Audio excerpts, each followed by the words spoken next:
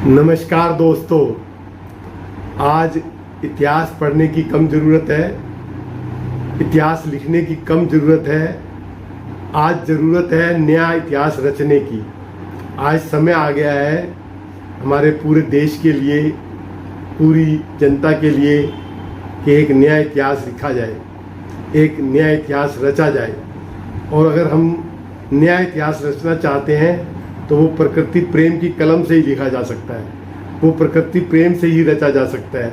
Otherwise कोई और रास्ता नहीं है इस दुनिया का, इस हिंदुस्तान का नया इतिहास लिखने का।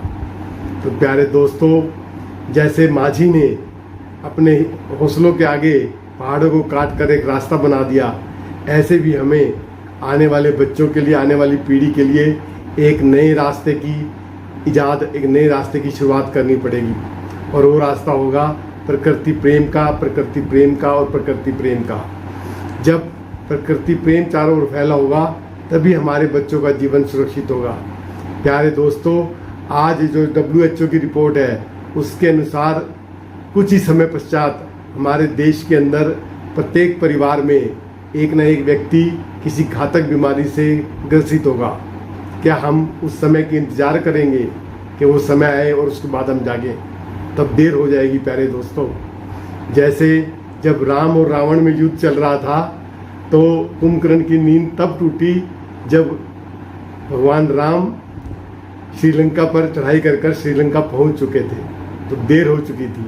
उनका कुंभकर्ण का जो जागना था वो किसी भी काम नहीं आया, व्यर्थ में गया। अगर हम भी ऐसे ही कुंभकर्ण की नींद में सोए रहे तो हमारे देश का भविष्य भी अंधकार में हो जाएगा और निराशाजनक हो जाएगा। अगर हम अपने बच्चों का भविष्य, अपने परिवार का भविष्य सुखमय बनाना चाहते हैं तो हमको प्रकृति क्रांति की ओर लौटना पड़ेगा, तभी हमारे बच्चों का जीवन सुरक्षित हो सकता है। प्यारे दोस्तों, मकड़ी जो जाला बुनती है बहुत खूबसूरत जाला बुनती है, बहुत सुंदर जाला बुनती है, लाजवाब जाला बुनती है और कड़ी मेहनत करके वो जाला बुनती है।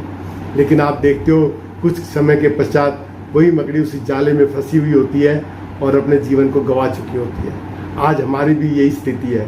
आज हम विकास जो देख रहे हैं, विकास की ऊंचाइयां जो देख रहे हैं, विकास की ऊंचाइयां जो छू रहे हैं, जो भी हम इंडस्ट्रियलिस्ट बनकर कमाइयां कर रहे हैं, वो सब व्यर्थ हो जाएंगी अगर हमारे बच्चों का भविष्य सुरक्षित नहीं हो पाया तो आओ हम जागें, देश को विकसित करने के साथ साथ प्रकृति से भी जोड़ें।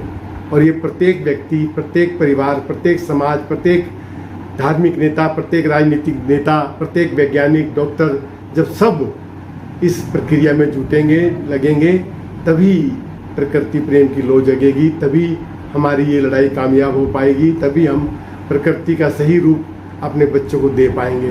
तो आओ हम सब मिलकर शपथ लें कि आने वाले कुछ ही समय में हम अपने हिंदुस्तान के अंदर, अपने देश के अंदर घर घर में प्रकृति की लौ जगाएंगे और प्रकृति को सुंदर बनाएंगे। जय प्रकृति माँ।